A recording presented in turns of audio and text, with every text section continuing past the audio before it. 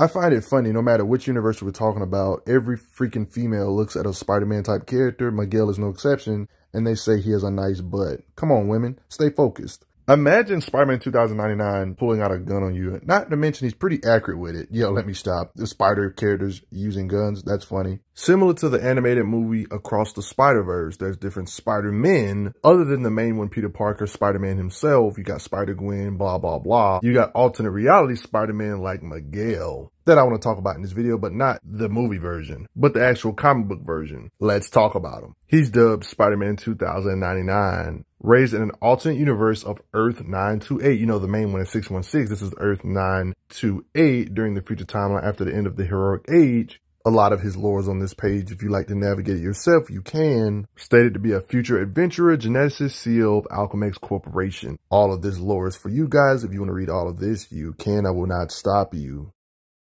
Talking about Miguel, or one can say the Spider-Man of 2099, his gear, powers, and how that stuff worked. Instead of getting bitten by a spider like everybody else does, you know, the standard getting bitten by a spider, radioactive spider, his abilities were genetically imprinted with spider DNA. And here's a page of his backstory when it comes to Miguel. One of his experiments to replicate the powers of your current Spider-Man rewrote his DNA to make it 50% spider. He gained amazing powers, became the Spider-Man of 2099. You get the idea. Miguel has superhuman strength. They say lifting 10 tons under optimal conditions. We know he can lift more than that because most spider characters can. That's just like a pun, you know, the standard stuff. He can jump 30 plus feet. Naturally, it makes sense that he can heal faster than everybody else. I mean, I'm not going to say he's like Wolverine or anything, but he can definitely heal faster than a normal human, obviously. Matches up with him having other enhanced capabilities better than normal humans, right? One extra thing that makes him unique is that he has enlarged canine teeth, fangs, which can secrete paralyzing venom. I swear this Spider-Man reminds me of a vampire with fangs. These fangs are interesting because it's stated on panel that real spiders inject venom from their fangs to paralyze their prey. This is a fitting thing with him also having organic stuff without needing web cartridges. Miguel. His fingers have retractable talons used for climbing walls and reading substances as durable as cinder block. Like, yeah, imagine a Spider-Man having actual claws on his feet too. The claws seem like they're smart enough to know not to hurt himself, like they retract when they try to touch his own skin, knowing not to hurt himself. Both his forearms contain spinnerets capable of releasing adhesive strands of webbing-like substance from the backs of his wrists. So Miguel could do some Tobey Maguire movie Spider-Man type stuff and just produce web out of his hands without no web cartridges. I guess the only downside to these organic webs is that they can be stopped if they hold his wrist a certain way, and I guess if a character's strong enough, one could say, possibly. Just like other spider characters, he can do creative stuff with his web, like web parachutes, web shields, one could say cocoons to shield himself from big stuff, or huge explosions if need be, just web shielding. Miguel has enhanced fast healing metabolism and enhanced sensory. He can see really good, basically. Can see in the dark at great distances, can track fast-moving objects. One can say reflexes, or he can react to stuff because he can see fast. He has improved vision. One can say he has like magnifying glass type vision thanks to his accelerated vision. And he's a highly skilled geneticist. His costume is composed of unstable molecules, resistant to tears from his talons, made for his superpowers, basically, and includes a light airfoil on his back, emitting low-level anti-gravity particles, enabling him to glide on air currents. Like, for the most part, this character didn't really need gear. He just has a lot of abilities on his own. He has web-looking cape or airfoils to help him glide through the air, one could say. Like, you see this little junk on his back? That junk kind of helps break his falls if he's falling from a very high building or something, and he doesn't want to splat on the ground or some crap, you know? Speaking back on his gear real quick, yeah, it's implied that his suit is actually bulletproof. Even canon superior Spider-Man type characters have issues cutting Miguel's suit, like how he does here, and it's even stated, not even a scratch, impossible. His stuff is so futuristic that that's a standard equipment where he comes from, but compared to the modern equipment, it's like cutting edge. There was like this acid, it proved that his costume can protect from, stated here, but not for long. Very strong acid his costume can protect him from. Just like most spider characters, it would be weird if he couldn't stick to surfaces. I mean, he is called a Spider-Man after all. Yeah, just like every other Spider-Man can. One could say he has a newer suit in later stuff, newer-esque type comic that is more high-tech, or one could say techie. Like similar to Miles. Miles has the superpower straight up though, but his suit gives him the ability to go invisible. When he gets newer suits in the future and stuff, newer-esque type comic gets thermal vision so he can get heat signature, along with him already having great accelerated vision. His suit gives him thermal vision. That pretty much tells you the exact temperature, which is wild. Like letting him kind of fly upward because he has thrusters on his feet. You combine this with his web wings and he can pretty much fly. It's like an Iron Man suit. It's scanning the internet and crap. Got a full-blown hub, Like in the animated cartoon, he has like a spider tray so he can track beams. He has like explosive projectiles, like a spider-looking saucer thing he can throw as a projectile for explosions. He can use the blow-up suits if he puts it in the suit or on the suit. And just like today's day, you know how in real life we have our artificial intelligence on the iPhone, like Siri or Google? Miguel has technically his own artificial intelligence known as Lila. It's one of the beings that's so smart it will even wake up Miguel if he's knocked out. It can cast a hologram on Miguel to make it look like he's wearing normal clothes. Holograms to make a lot of clones of himself. It will scan the person. You can ask it a question. It's basically like a lie detector. It can tell if your vitals spike when you ask a certain question. If you're not telling the truth, he has basically his own artificial intelligence that's a lie detector. What does he have? His like own Batman type tech scanning blood to understand whose blood is on the ground. Like legit doing crime scene replays, like straight up detective work. That's wild. Y'all can just go through the crime scene together and replay stuff to help you figure it out. Since he's from 2099, I guess that makes sense. He can look up anything in the future all the way up to 2099. And that's straight up cheating, Miguel.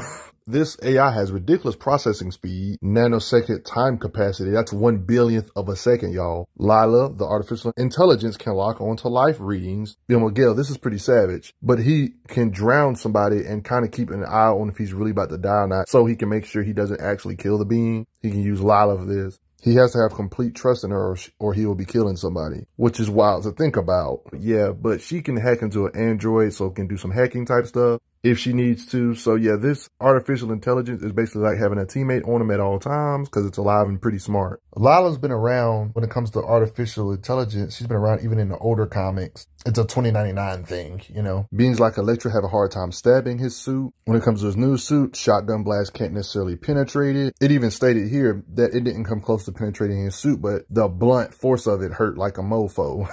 The concussive force, not that it actually pierced or damaged the suit, especially his newer suit, you know what I mean?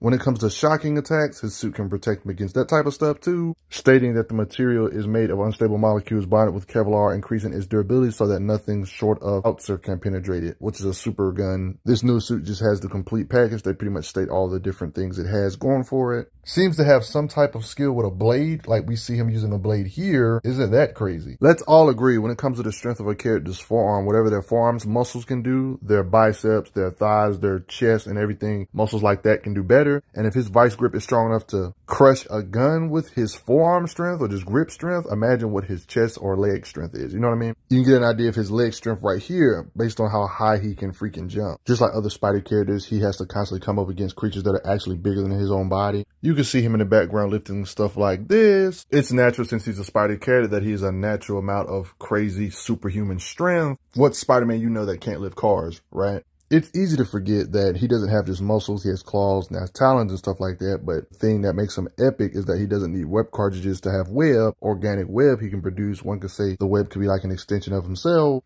And we can get an idea of how strong he is by how strong his web is. Like we know the standard stuff web usually can do, like launching web at beings to web them up to a wall, blind people in combat to get an opening by webbing their eyes, can pull your leg to extend his range with web to pull you to trip you up. Multiple people falling, the web is strong enough to catch multiple beings. It can hold all that weight. The grip of the webbing is strong enough to crack concrete. You can see how it did that there. I mean, we've seen Spider-Man in the past do creative stuff with his shielding, and that's web cartridges. Imagine having the shield that's built inside your body in your system, like making web to protect you against huge explosions that's strong enough to wipe out an entire building, one could say. Like his web can travel pretty far, like when this junk was happening, when this junk was falling over, you see his web catch it, and it makes sense he can quickly disarm beings that have guns of that sort. This is something he always has. Yeah, you see him wearing his newer white suit. You see these big old tank, these turrets, you know, these things are armored up. He has the strength to rip these tank turrets, like ripping it out of the steel and everything, breaking it with his raw strength. This should not be shocking for Spider tier characters to be able to do stuff like this, especially a futuristic Spider-Man, considering we've seen the Canon 616 Spider-Man lift trains and tanks. You know, a tank can weigh 30, 25, 45, 50, 60 plus tons. And we've seen him do stuff like this by lifting the weight of it up. Like, I'm not saying this is the exact same feat. It kind of reminds me of this, you know, tank lifting stuff. We just seen him rip it here. One can argue since it's more impressive since he had to actually break steel to rip this up, the turret out and everything. It's only natural somebody with this much physical strength. It makes sense that somebody like him would be able to punch really hard. He can easily knock out normal humans with his punches or toss and KO them with his leg kicks and things like that. Like he hits the top of a street light here, straight up punches down this door, can kick hard enough to kick somebody through concrete walls, kick so hard it cracks the brick wall. So it's already pretty much confirmed his punches can do this to a wall. One could even say his kicks can do this to a brick wall, striking power. And occasions like this prove it. I mean, for Pete's sake, when he backhands people, they go pretty far. He hits people, they go flying a far distance. Like, I mean, very far. There's beings that can completely withstand trucks ramming into them. And Miguel's punching power, I want you guys to see how big this truck was that rammed into him. Miguel's kicks, strikes in general can damage a being like this. So we know Miguel can punch really hard with his fist balled up like this, right? But everybody knows there's a difference between a blunt punch and cuts. So we know he can hit this hard, but imagine him adding piercing damage on top of this with his claws. That's pretty much the reason why human flesh doesn't stand a chance against his claws. Same goes for steel guns he can slice through, like in this occasion. We've seen him getting occasions with blades. His claws can slice through the blade, or one could say a sword he can slice through. That's part of the reason why they've been seen used to slow down his fall, because he can cave into the building to slow his fall. You see his claws, he cuts these little things that was holding this sorceress supreme of this universe hostage, these symbols. He helped her escape. You know, in his alternate reality, they have their own version of Venom, 2099 Venom, symbiote level characters. It only makes sense that he has to fight against beings that are symbiotic. He's a Spider-Man. What Spider-Man character doesn't have to fight against symbiote-ish type characters? You guys know how Spider-Man characters are when it comes to fighting symbiotes. And Miguel's striking power, along with his strength, claws, and everything, can cut arms off of beings like this. One can say Miguel has a hex on his side.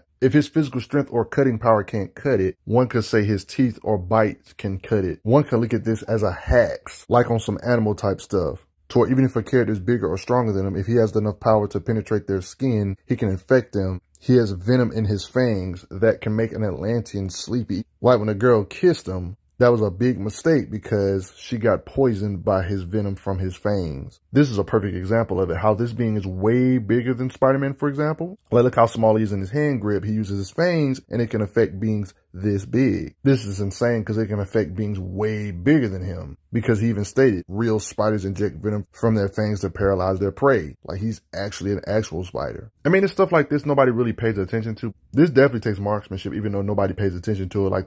Like this vial, and he was upside down, still was able to catch it and hit it. Like, his armor does protect him, but his body is just resilient in general, because he can still feel the concussive force. Even if, like, you shoot him with like a bullet or something, his armor might not get damaged, but he can still feel the concussive force. Stated here, for example, like, it couldn't break his armor, but he can still feel the concussive force. So yeah, you do have to kind of recognize his durability, even though he has armor. And with that being said, beings that are strong enough to lift up big stuff like this, look how big he is compared to this truck. Beings like this throw stuff, and are strong enough to throw stuff like this at Spider-Man, and Spider-Man can withstand hits from beings like this, to show that he can withstand being hit by beings that are strong like him. He's even been hit by super cannons, plasma cannons. It's the stuff they use with heavy-duty threats like the Hulk. Even he said his head spinning. He can withstand a lot just like he can dish out a lot. It's even stated when a building falls over on him and he's okay after it, he is banged up. I mean, he's even hit by beings that one could say are easily planet busters, like the Thing, and they go flying. Beings one could say is definitely out of his weight class. Technically, even when he doesn't have his suit on, he still can withstand a lot. So don't be one of those people that try to discredit him. Oh, his suit is doing all this stuff. No, it's not. He can just, in general, take a lot of more force than the average person. Let's start talking about how Miguel compares to the 616 Spider-Man Peter Parker, the legend himself from the main continuity, the most popular version of Spider-Man Peter Parker. How does Miguel compare to him? Well, these Spider Slayers, for example, are something that are formidable foes,